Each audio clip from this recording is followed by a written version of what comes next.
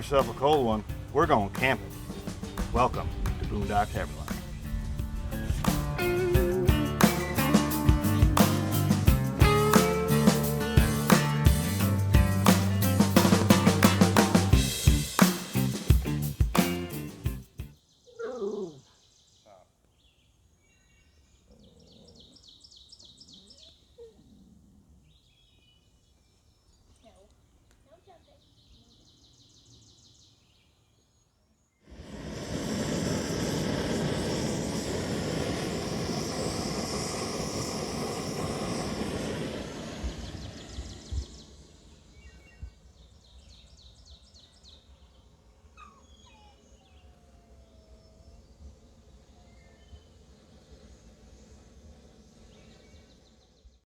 Good morning.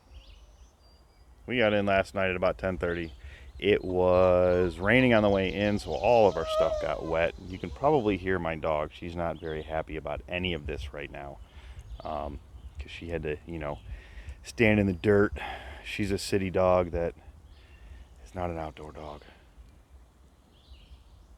but she's all right.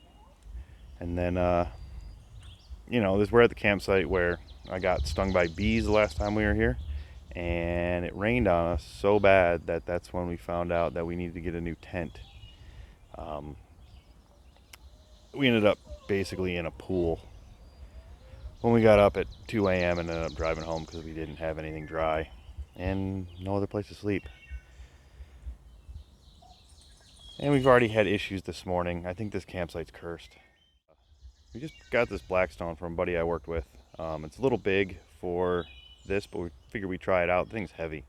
Forgot to give us the little adapter that plugs in right there for propane. So breakfast changed this morning. We were going to have some eggs and bacon and some cheese, but instead what we got is some nice ham sandwiches, coffee. For the first campsite of the weekend, finding it pitch black, it's one we stopped at before, but is it perfect? No. Does it have the Instagram views?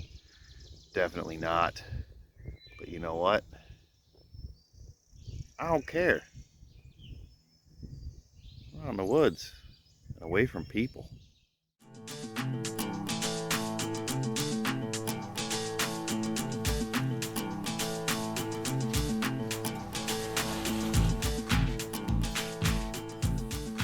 First of all, I'd like to apologize for the quality of this time-lapse video. We just got some different cameras. We're trying some things out.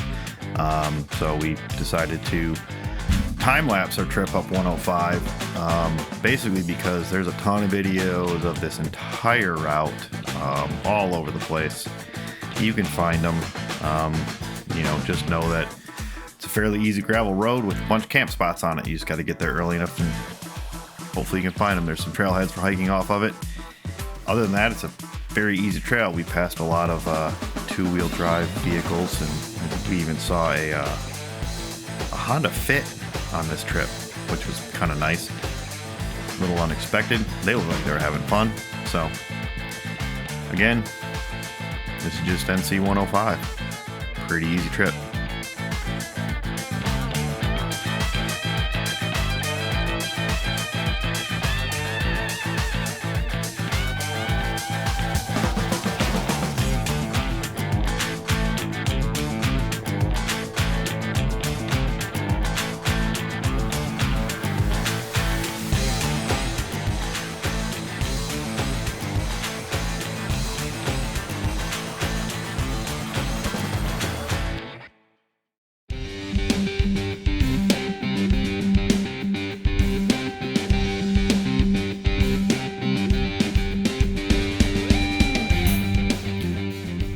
So we had planned on driving through Little Switzerland on this trip, just because we wanted to see it.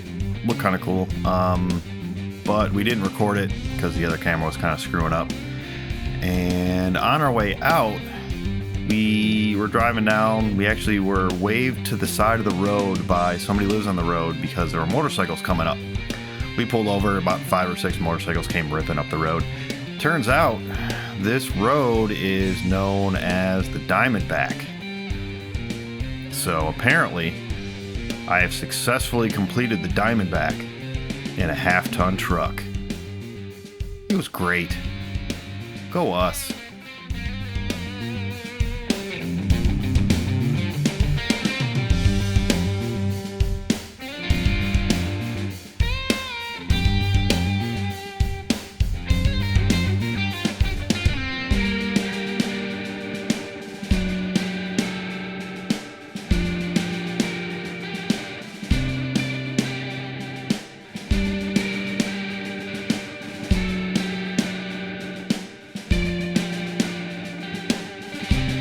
Here's what happens when you don't have the right part for your griddle and you go to 4 or 5 different stores to try and find it, only to find out you can only order it from the manufacturer.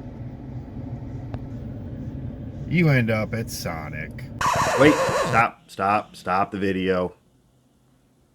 How did we get here? We broke rule number 1. What's rule number 1?